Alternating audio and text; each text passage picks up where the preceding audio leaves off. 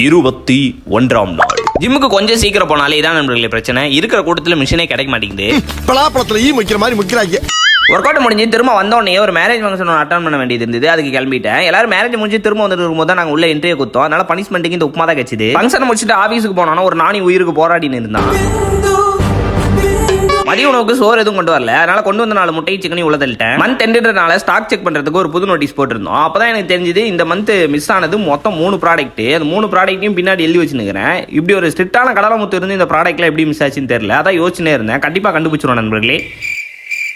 100 நாள் பயணத்தில் இனி 79 நாட்கள் பக்கம் மிஞ்சி இருக்கு நண்பர்களே. இப்போ வரைக்கும் எனக்கு ஒரு 1.5 கிலோ தான் அப்ராக்சிமேட்டா வெயிட் லாஸ் ஆயிருக்கும். எக்ஸாக்டா தெரியல, நாளைக்கு வெயிட் செக் பண்ணி பார்த்தா தான் தெரியும். என்னோட டார்கெட் வெயிட் ஒரு 68 இருந்து 66 இருந்தாலே போதும் நண்பர்களே. அதுக்கு இன்னும் நான் ஒரு 7-8 கிலோ பக்கம் லாஸ் பண்ண வேண்டியதா இருக்கும். ஆனால் லாஸ் பண்ண வேண்டிய வெயிட் எல்லாமே எனக்கு வந்து மசிலா இருந்துடக்கூடாது, ஃபேட்டா தான் இருக்கணும். அதனால தான் என்னோட ப்ராக்ரஸ் இவ்வளோ ஸ்லோவா இருக்கு. நான் இன்னும் மெயின்டெனன் கலோரிஸ்ல தான் இருக்கேன். கலோரிஸ் டெபிசிட் குள்ளேயும் இல்லை, இன்னும் கார்டியோவும் பண்ண ஆரம்பிக்கல. முடிந்த வரையும் கடினமா இருப்போம், மீதி ஆண்டவும் பார்த்துக்குவோம். எல்லாத்தையும் மேல இருக்கிறோம் பார்த்துப்போம். நண்பர்களே, நானும் இந்த ஜீவன் கிட்ட எல்லா விதமாகவும் சொல்லி பார்த்தேன். ஆனா இந்த ஜீவன் இன்னும் திருந்தாம இந்த மேங்கோ ஐஸ்கிரீம் வாங்கி வச்சுட்டு இதை நான் சாப்பிட்டே திருவணும் உட்காந்து. எவ்வளவு அடிச்சாலும் திருந்தவே மாட்டேங்குது.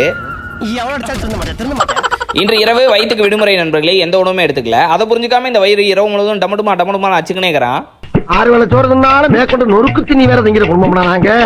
என் சொத்துல மண்ணலி போறீங்களா? என் பசியோட மாமலாம் உங்களை விடாது.